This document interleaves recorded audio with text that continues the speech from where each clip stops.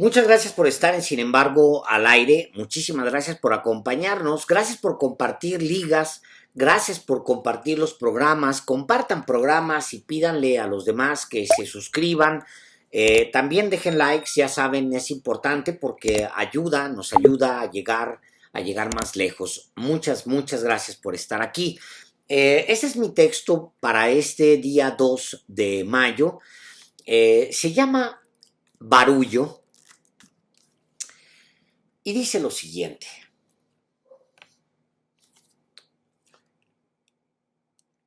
hace 2 semanas, a propósito de la consulta de revocación de mandato, escuché a Héctor Aguilar Camín decir que en buena medida la votación alta o baja en cada estado dependió de la capacidad de las autoridades locales de Morena, obvio, para acarrear a la gente. El proceso, afirmó Aguilar Camín, no provocó entusiasmo. Era una movilización en seco para una cosa que la gente probablemente ni entiende, pero sobre todo no le calienta la sangre porque no hay nada serio por qué pelear, dijo el escritor y asesor político. No es que me encante escuchar a Aguilar Camín o ver a Jorge G. Castañeda, sobre todo verlo, carajo. Estaban en la hora de opinar con Javier Tello y llegué atraído porque el canciller de Vicente Fox había revelado de forma involuntaria las reuniones del intelectual de Nexos con el dirigente nacional del PRI, Alejandro Moreno, para asesorarlo sobre la reforma eléctrica. Pero no hablaron de eso. Hablaron de la consulta y de cómo algunos gobernadores no alcanzaron a cumplir la cuota del acarreo. A ese gobernador le va a ir muy mal, dijo el escritor sobre un mandatario de Morena en un estado con baja votación. Al gulag, dijo Castañeda, entrecortando por la risa. Se refería a que el gobernador sería enviado a los centros de trabajo forzado utilizados por décadas en la URSS para encarcelar a criminales y a disidentes políticos. Castañeda y Aguilar Camín son individuos inteligentes. No creo que se crean que México está en manos de una dictadura, pero pregonan que el país sufre una dictadura porque son activos de una causa política. Lo mismo que hacen Jesús Ortega o Jesús Zambrano, Claudio X González o Gabriel Cuadri. Son políticos y quieren el poder. Y no importa la verdad, importa generar percepciones. El discurso de Castañeda y de Aguilar Camín es el mismo que el de Lili Telles o el de Fox, el de Felipe Calderón y el de su esposa, porque quieren influir en la percepción de la gente. Difunden que en apenas 3 años México fue conducido a la ruina por un dictador soviético que es capaz de enviar incluso a sus aliados al Gulag como lo hacía Stalin. Imagínense lo que hará con los que se atreven a contradecirlo. Si alguien opina lo contrario a lo que dicen Aguilar y Castañeda, si alguien les rebate el punto, gritan que se sienten amenazados y que todo es culpa de la terrible polarización que vive México. Antes, con Salinas, Calderón, decían lo que querían y nadie les rebatía. Ahora sí, y es por la polarización, según dicen. Y aunque no han probado un solo caso de un periodista que perdió su trabajo por presiones del gobierno, y aunque no tienen evidencia de que en este sexenio regresaron las prisiones políticas como Lecumberri, eso no importa. Importa gritarlo, decirlo, escribirlo, llorarlo. Y entonces suceden cosas que serían maravillosas de no ser trágicas. Un menso les compra el discurso, le toma una foto a dos soldados que se comen un coco con chile y grita en Twitter: ¿cómo llegamos a esta polarización? Soldados en la calle. México es una dictadura. Y otro, más menso todavía, toma una foto de celular y le es suficiente para decir que la torre de control del Aeropuerto Internacional Felipe Ángeles fue construida estúpidamente chueca y no lo dejan ahí. Lo invitan a una revista de intelectuales a publicar un ensayo basado en su foto sobre la torre chueca. Y entonces un grupo de legisladores, entre ellos Margarita Zavala, corre a las Naciones Unidas para hacer barullo contra la dictadura, convencidos por el barullo que generan ellos mismos. La polarización, gritan. Van a la ONU a protestar contra la dictadura y esa misma tarde se sientan en la amplia terraza de su casa en Las Lomas, en Polanco o en el barrio más exclusivo de la capital mexicana, para que alguno de sus empleados les sirva un café mientras analizan cómo es que se han salvado de ir a uno de los gulags instaurados en México desde el 1 de diciembre de 2018 por un maldito dictador que polariza. No tienen evidencia y no importa. En el barullo no importan las verdades porque nadie entre ellos está para probar que son mentiras. Las mentiras circulan sin obstáculos, les nublan la vista y les dan una mala perspectiva, como la foto que provoca un ensayo sobre la torre inclinada. Y luego, en la siguiente elección, se preguntan por qué perdieron. Pues bueno, en medio del barullo provocado por la propuesta de reforma electoral presentada el jueves por el presidente Andrés Manuel López Obrador, apenas se escuchó que la agencia HR Ratings cambió la perspectiva de la deuda soberana de México de negativa a estable. ¿La razón? El manejo responsable de las finanzas, la prudencia fiscal, el combate a la evasión y los ingresos tributarios robustos. Además, las reservas altas, una línea abierta de 50,000 millones de dólares del FMI que no se ha gastado y certidumbre para la inversión privada. Todo sumado dio tranquilidad a sus analistas y extendieron el premio.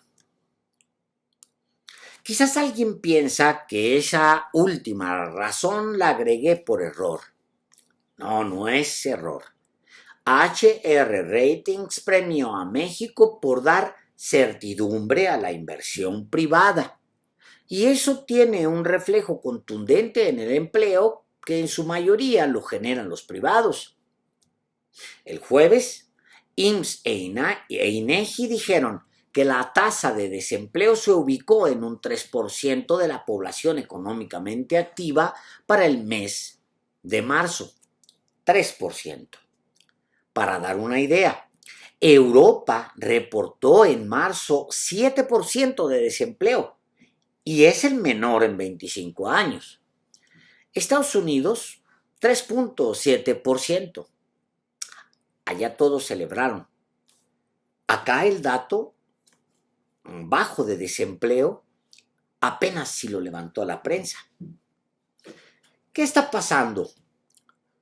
Pues no que se hunde México, como dicen Cuadri, Lili Telles o Castañeda. ¿Por qué cuando entro a Twitter y procuro no hacerlo seguido, hay un país en ruinas como el que, por ejemplo, nos dejó Carlos Salinas de Gortari y que provocó el Fobaproa, el mayor endeudamiento súbito de esta república en los tiempos modernos? Pues no. Parece que no todos ven ese país de gulags que se hunde. Parece que la turbulencia política que algunos provocan y otros pregonan se queda en tolvanera, polvo, barullo y ya. Y aquí les digo esto. Las turbulencias políticas se están separando cada vez más de la economía. O dicho de otra manera, toda esa discusión que se traen entre el protagónico Lorenzo Córdoba, Va por México, el MacPrián y Morena, no provoca ningún sobresalto. ¿La razón? Le duela a quien le duela, opinen lo que opinen, es porque la responsabilidad del gobierno de México ha dado solidez no solo para no asustar ni al capital ni a los inversionistas, es más, ni a las casas de análisis. El ruido que hacen Calderón, Fox, X González o Lorenzo Córdoba, el ruido que hacen el amargado y envejecido Diego Fernández de Ceballos, el muy menor Alejandro Moreno o Aguilar Camín o Marco Cortés es eso, ruido y nada más. Al menos para los que analizan en serio y toman distancia del barullo porque no viven de él, sino de acertar en su análisis. El Banco de México realiza todos los meses una encuesta entre las principales y más prestigiadas casas de análisis para saber qué opinan con respecto al comportamiento de distintos valores y cómo pueden impactar en el crecimiento del país a corto, mediano y largo plazos. Aunque los reactivos de esta encuesta han cambiado o se han ajustado durante los últimos 20 años, mantienen el foco en más o menos las mismas variables. Banxico quiere saber qué piensan sobre la inflación, el PIB, el tipo de cambio o las tasas, y con lo que los analistas externos opinan, hace un promedio que luego publica en una encuesta mensual. Se pregunta a los analistas sobre los principales factores que podrían obstaculizar el crecimiento de la actividad económica en México. Y usted se va a sorprender de ese resultado. En abril de 2018, tome nota, la incertidumbre política interna estaba en 24 puntos porcentuales con Enrique Peña en la presidencia. 24 puntos porcentuales la incertidumbre política interna. En abril del 2006, la preocupación de los analistas con la incertidumbre política interna era de 29 puntos porcentuales. Y en abril del año 2020, abril del año 2000, este mismo valor alcanzaba 26 puntos entre los analistas del sector privado. Le repito los datos. En abril de 2018, 24 puntos daba la incertidumbre. En abril del 2006, 29 puntos porcentuales. En abril del año 2000, 26 puntos entre los analistas del sector privado. Bueno, escojo esas fechas porque son momentos extremos en la vida política de México. Intento compararlas estas fechas con el momento que vive el país hoy, que según la oposición es de una polarización tan profunda y tan dañina, causada por el dictador, que tiene paralizado a México o peor, lo tiene sumido en un apocalipsis.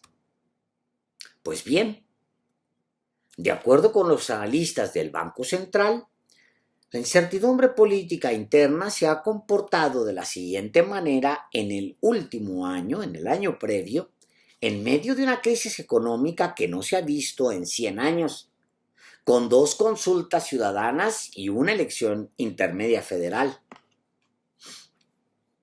¿Recuerda los datos que le di? 24 puntos, 29 puntos, 26 puntos. Pues bien, en 2021, en marzo, 19 puntos. En abril, 18 puntos. En marzo, 23 puntos. En junio, 15. Julio, 14. Agosto, 15. Septiembre, 13. Octubre, 13. Noviembre, 16. Diciembre, 15 puntos porcentuales. En 2022, vea usted esto, en enero, 15 puntos porcentuales daba la incertidumbre política interna. En febrero, 15. En marzo, 13. Como puede advertirse, la incertidumbre que provoca internamente la política no es la que se intenta dibujar. Al menos eso no ven los analistas de las casas prestigiadas que consulta desde hace décadas el Banco de México. Por eso, cuando Castañeda habla de gulags y Aguilar Camín, Margarita Zavala o Lili Téllez hablan de dictadura, cuando la gente sale a la calle y no ve tanques recorriendo su barrio, entonces hay un choque entre esa caricatura que hablan en la élite y lo que se ve entre los de a pie. Y luego, en la siguiente elección, se preguntan por qué perdieron. Pues porque antes estaban muy lejos de la gente y sus asesores los hacen verse francamente desorientados. Es como Ricardo Anaya iniciando en 2019 un recorrido para conocer México, el país que en 2018, un año antes, intentaba gobernar sin conocerlo. Lo peor que puede pasar es que un analista se coma por la mañana el análisis que por la noche torció por intereses que ya ni siquiera recuerda. Le pasa mucho al PRI, pero es porque tiene a un dirigente, Alejandro Moreno, de los menos inteligentes que yo recuerde. Entonces Moreno recurre a Aguilar Camín, que es inteligente y sabe orientar a otros hacia sus intereses.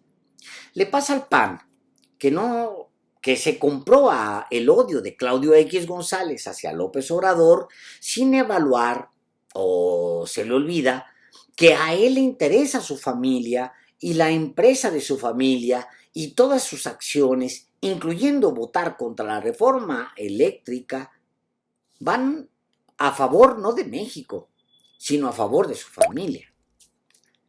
Ambos partidos, PRI y PAN, están influenciados por radicales que odian a AMLO y que los llevarán al abismo si eso se requiere para vengarse. Entonces los alimentan con análisis pervertidos por el interés personal. Aguilar Camín es un tipo inteligente y no creo que él se crea que todos esos votos del domingo de la consulta fueron acarreados. Pero porque odia al presidente, construyó su análisis a partir del menosprecio. Y así, el mismo Aguilar Camín se desayuna el análisis que por la noche envenenó para alguien más. Y luego, en la siguiente elección, todos se preguntan por qué perdieron. Muchas gracias.